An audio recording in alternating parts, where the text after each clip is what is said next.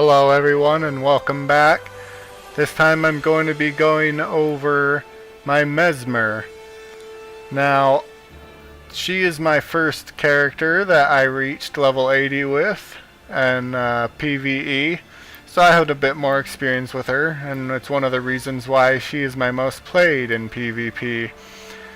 Alright, so once again we're going to head off to the Heart of the Mists so that I can show you my build. Now, the Heart of the Mists is the PvP hub. There is world versus world in this game, which is kind of like a mass PvP, but I don't like it as much. It is, as somebody said, zerging around in massive groups to capture objectives. And if your side is down by so many people, then it really isn't in your favor. There's not a whole ton that a solo player can do, I feel like, aside from capturing small points, but then those are usually taken back rather quickly. So, yeah, I've just stuck with this single player PvP. Alright, here we are back in the Heart of the Mists. As you can see, my sword there. Any weapon and clothes now you can modify to look how you want if you've unlocked it. And it's pretty easy to get it for free. I know you get free the crystals that you can use to change your look for free by playing PvP. That's one of the things I like. Alright, let me head over to the golems first here. And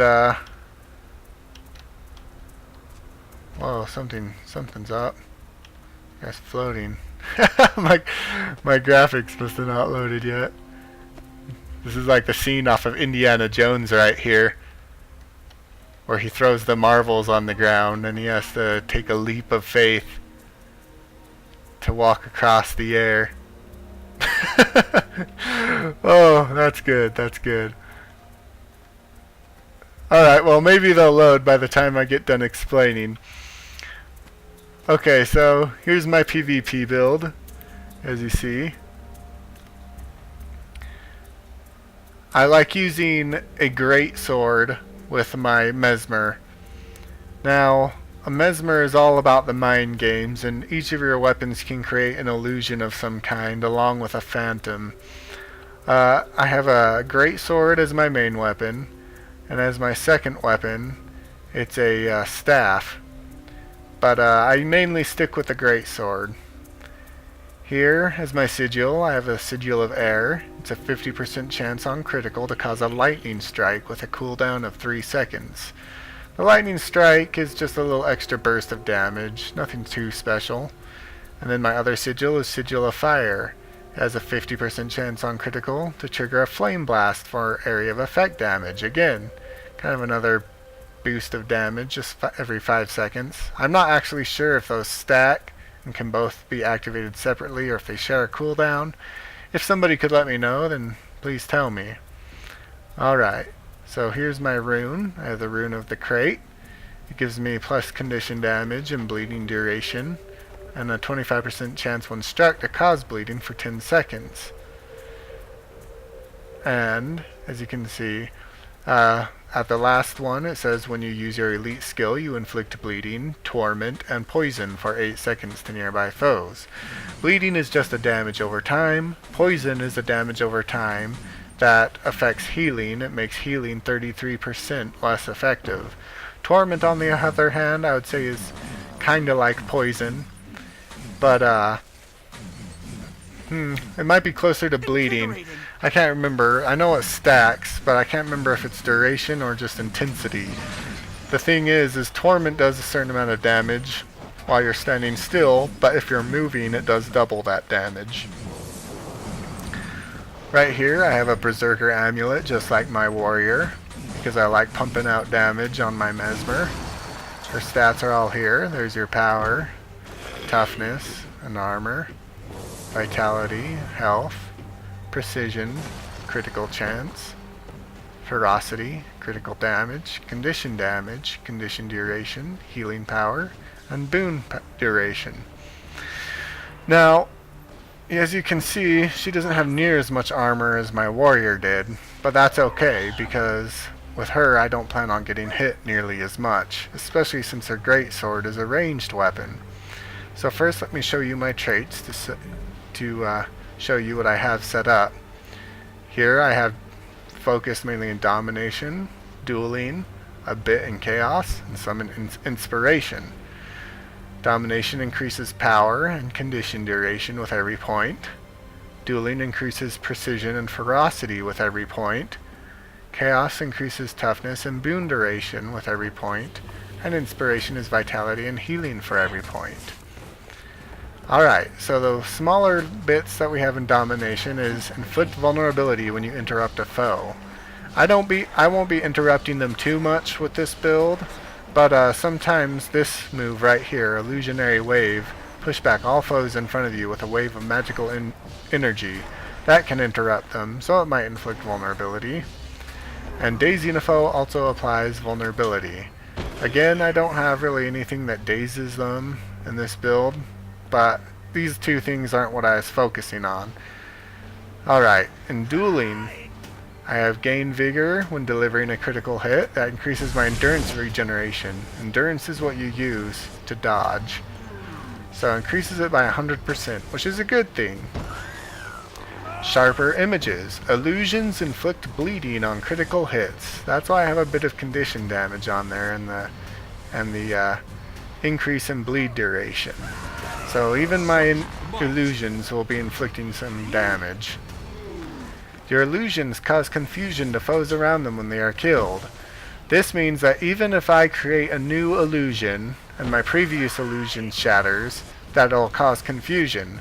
Confusion makes it to where when an enemy attacks or uses any sort of skill, it causes damage on them. So as you can see there, it says 92 damage on skill use. Chaos. It says gain regeneration when your health drops below the threshold. So when my health drops below 75%, I gain regeneration, which will give me 1,637 health. Inspiration. It says grants retaliation to phantasms. Phantasms are a bit stronger than illusions. They're kind of like an attack that keeps going on until they're killed. And then phantasms grant regeneration to nearby allies. This is really good because when I'm running around my phantasms, I'm continually gaining health. Okay, so go back up here and I'll show you what I have now. Illusions deal more damage. Damage increase 15%. Now see, illusions don't do a lot of damage on themselves, and even this doesn't make them really do much damage. But I just put it there anyway because, well, I like it. Greatsword training. Increased power while wielding a greatsword. Reduces recharge on greatsword skills. So this gives me some more damage when using a greatsword, and all the skills of the greatsword are reduced by 20%. Go to dueling, and it says your phantasms have fury. Phantasms have a 20% critical chance when you summon them for 11 seconds. I guess they might also get it back after 10 seconds due to the interval. And Deceptive Evasion. Create a clone at your current position when you dodge. So when I dodge, it leaves a clone there. Sometimes it throws players off, but the good ones will know where you are. Chaos. Clones apply a random condition to nearby foes when they are killed. So again, when a clone dies, it applies one of these random conditions to the enemy. Bleeding for 8 1/4 seconds for 1,446 damage over that time. Vulnerability, 3% incoming damage for 6 seconds. Weakness for 3.5 seconds means negative 50% endurance regeneration and 50% fumble. What 50% fumble is it means that enemies will only hit you for 50% of the damage. Inspiration. Phantasms have increased health, so their health is increased by 20%. This is not illusions, mind you. Illusions are very weak and will die in 1 to 2, maybe 3 hits, depending on how strong the enemy is with their attacks. Okay, so you see, a great sword for a Mesmer is you don't have to get close. In fact, the farther away you are, the more damage you do. You see, if range is greater than 900 is 771, and it hits 3 times. So let me show you. You see?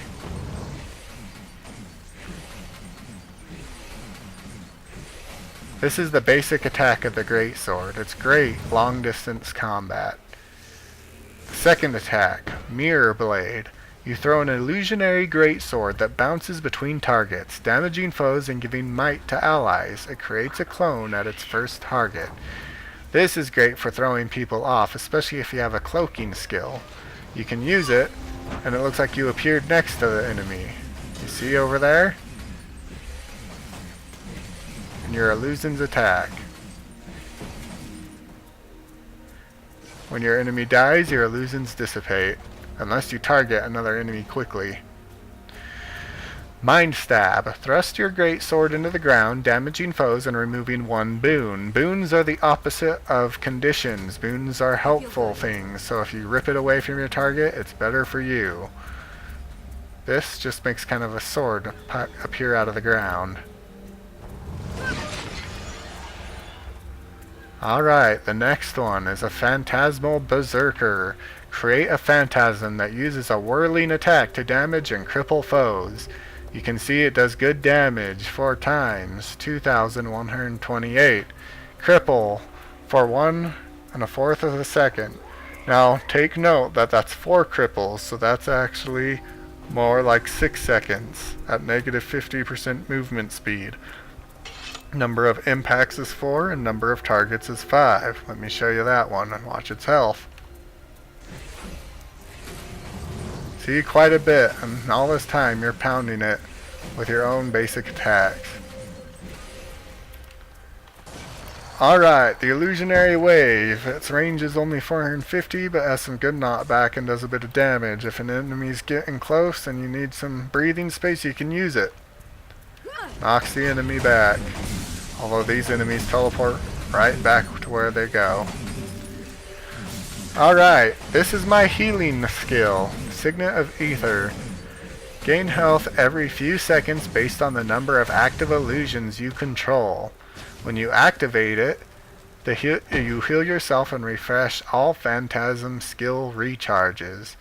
So you see, passively, for 1 illusion, it heals 346, 2 illusions, 672, 3 illusions, 999. If you activate it, it heals you for a burst of 5,688, but you lose the passive until it recharges. The passive also heals you every 3 seconds rather than 1 second. And then I have this, the Phantasmal Defender. Summon an illusion that redirects half of the damage you would take to itself instead. Now this phantasm does attack, but it doesn't do much. Instead, it's kind of like a tank to where it's taking half of the damage that you would normally take. See, it kind of just stands there and every once in a while sends out a hit. Not too big of a deal, but it's great when you need to have some survivability. This is Decoy. You gain stealth and summon an illusion to attack your foe. This is a very, very handy skill to have as a Mesmer. When you use it, you disappear from the enemy, but to them it looks like you're still standing there. As you can see, during that time you can use such things as Mirror Blade to make even another illusion appear right in front of the enemy. There they go, because he died. I have Signet of Domination. Improved condition damage is the passive, so my bleeds and other things are better. If you activate it, it stuns the enemy for 3 seconds. That is a pretty long stun, believe it or not. In 3 seconds, a lot can happen. Now for my ultimate ability, I have Polymorph Moa. It turns your foe into a Moa bird. They can still attack and run around. The difference is their attack is greatly reduced. Chances of them beating you one-on-one, even directly, is very low. And by that time that 10 seconds is over, unless they escape, well, let's just say they're going to be down on the ground more likely than you are. Now, you also have to keep in mind that with the runes I'm using, when I use this, it applies several conditions to them. Torment, poison, and bleeding. Oh, look at that. See? He's attacking me. I didn't know transforming these guys into MOAs would make them attack me. That's interesting. You learn something new every day. Now see, these right here are the Mesmer's unique mechanic. I don't use them too often because I'm not spec'd to use them effectively. But some people use these. See, it says destroy all your clones and phantasms, damaging nearby foes. What these circles are is how many illusions you have. You can have a maximum of 3. If you make another one after that, it will replace an older one. However, illusions will not replace phantasmal berserkers, or any phantasms for that matter. Mind Rack, it says destroy all your clones and phantasms, damaging nearby foes. It shows you 1 illusion, 2 illusions, 3 illusions with scaling damage ramping upwards. Number of targets is 5, radius is 240, and range is 1200.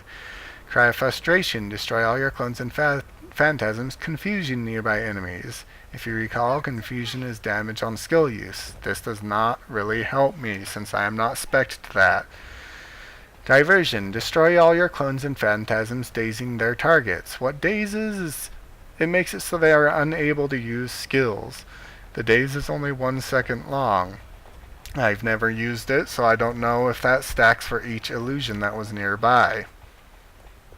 Distortion, destroy all your clones and phantasms, gaining distortion for each one shattered. This means... yeah, that doesn't say for each one, does it? But this says for each one shattered, which means if you have 3 clones and you shatter all of them, you get a distortion for 3 seconds, which means you evade all attacks. However, that prevents capture point contribution, which means if you are defending a point, it's not ideal because you cannot keep the enemy from taking it. So this is my Mesmer's build, everyone. I hope you enjoyed this video. Next, I may do the Guardian or some other. Let me know. How about that? Because, honestly, I have no real idea about the Guardian. I can give you my thoughts and ideas of what I tried, but it's tough for me to figure out. Alright, everyone. I'll talk to you later, and I hope you all have a good day.